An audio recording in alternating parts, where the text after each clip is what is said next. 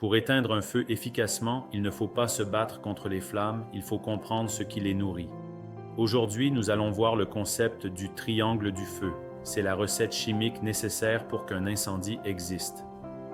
L'objectif de cette présentation est que vous soyez en mesure de bien comprendre les principes de base d'un feu pour que vous soyez en mesure d'utiliser la bonne méthode d'extinction. Pour qu'un feu débute, 3 éléments doivent être réunis. Il doit y avoir un combustible, par exemple du bois. Ensuite, il doit y avoir de la chaleur en quantité suffisante et pour terminer, un comburant doit être présent, le plus connu étant l'oxygène dans l'air. Lorsque ces 3 éléments sont réunis, le feu peut débuter. Nous appelons ça le triangle du feu.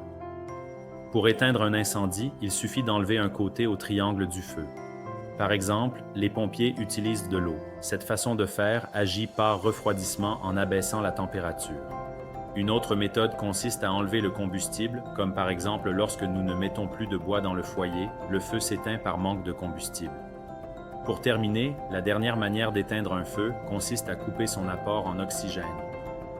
Les extincteurs à poudre chimique de classe ABC fonctionnent exactement de cette manière en formant une couche sur le combustible empêchant l'oxygène de l'air de l'atteindre. Ceci met fin à la présentation du triangle du feu. Si vous avez des questions ou vous désirez en savoir davantage, n'hésitez pas à consulter la fiche explicative sur votre portail client ou communiquer directement avec votre représentant GCA